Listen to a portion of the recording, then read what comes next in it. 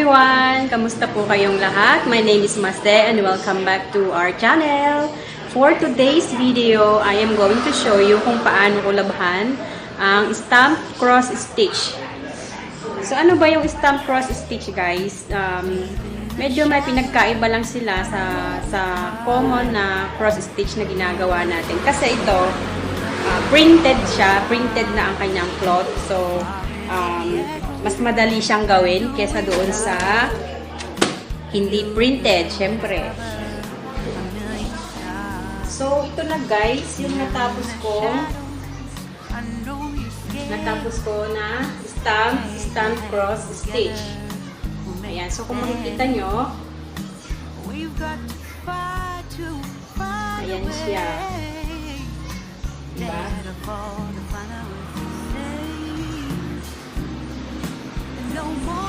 So, ito tapos na siya. At meron pang isa. Ito. Ayan.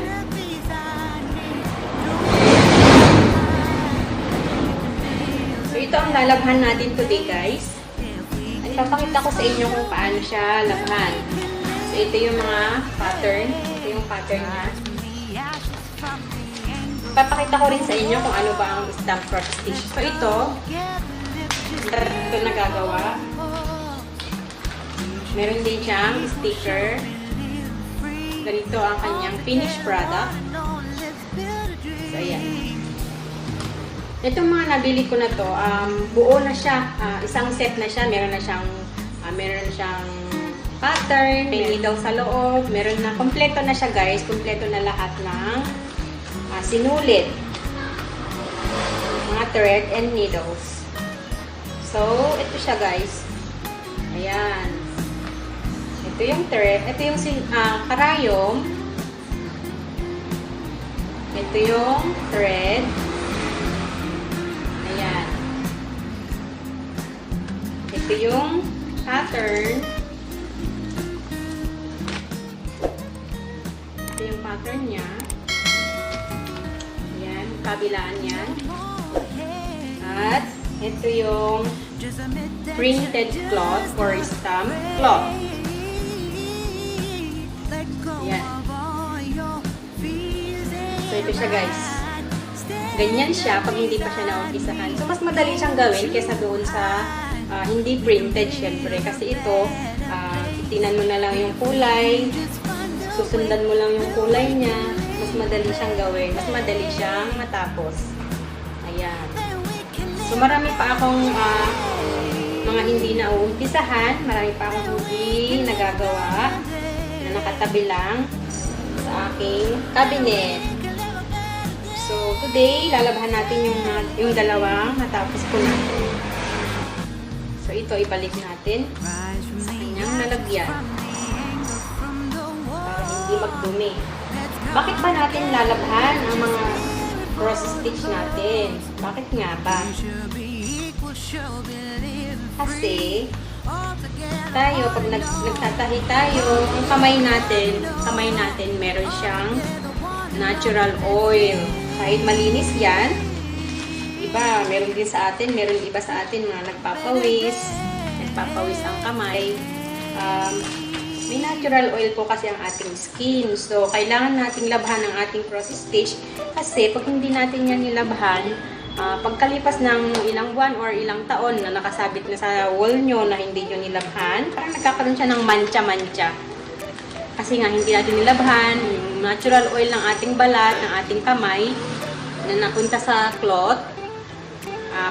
Pagtagal, pagkalipas ng panahon, nagkakaroon siya ng mancha. So, halimbawa, kung puti yung cloth na ginamit nyo, hindi na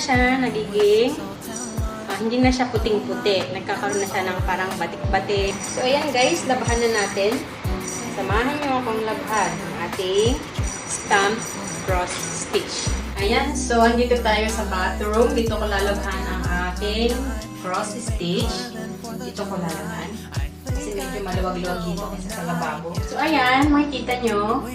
Ito yung tubig natin.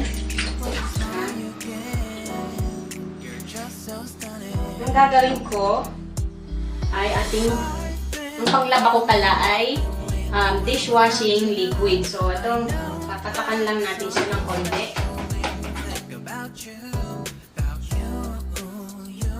Paubos lang ang dishwashing liquid. So, ayan.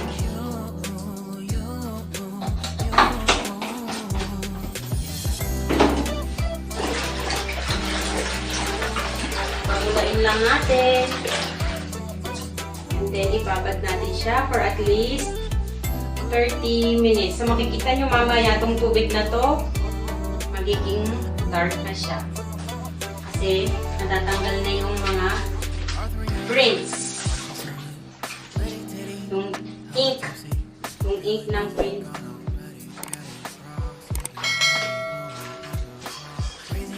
Ayan. Ibababad natin siya for at least 30 minutes.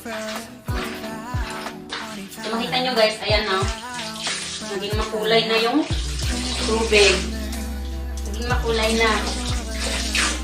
Kailangan ang tubig na gagamitin natin ay cold lang siya. Hindi siya warm. Hindi siya warm kasi pag warm, masisira yung kulay ng ating thread na ginamit. So, kailangan cold lang. At, importante, huwag gagamitan ng bleach. Sa atin, huwag gagamitan ng mga Clorox or Zonrox. Ayan guys, so after 30 minutes, ayan na siya. Hindi natin yan kukusutin. Haplos-haplosin lang natin. Ganyan. I know that something special made me think about you, about you, you, you, about you, you, you.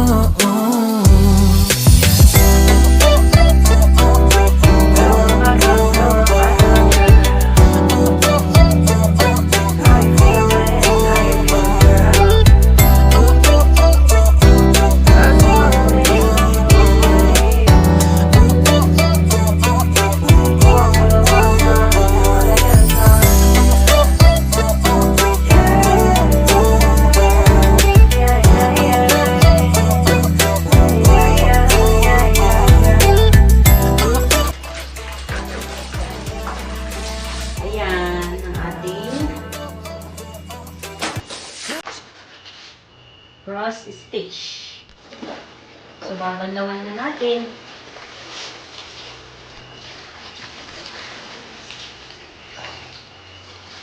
Makikita niyo yung tubig niya. Very dark.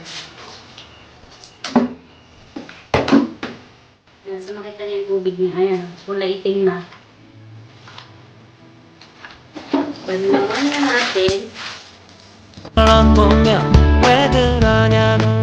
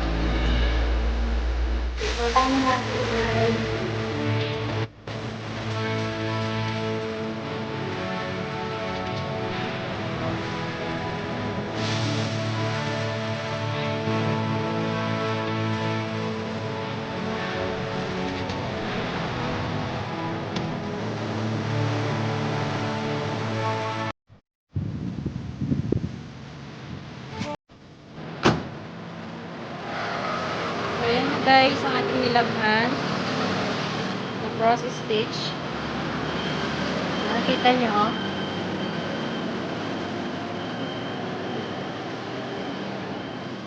Ayan. Ang ganda niya.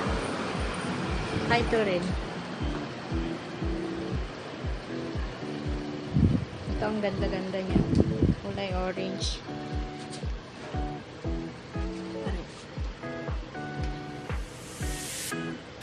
Makikita niyo yung mga details ng kulay. Ang ganda. Ayan, so antayin lang natin yung matuyo, then tatabi na natin. Kasi hindi ko pa siya mapapa-frame ngayon. I'm so busy. So, kailangan malinis siya bago natin itabi para hindi siya magkaroon ng discoloration.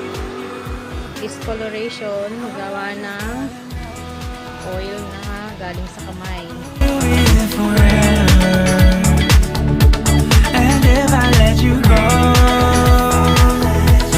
oh baby, I just gotta know, oh I just gotta know, will you be here forever? And if I let you go, oh baby, I just gotta know,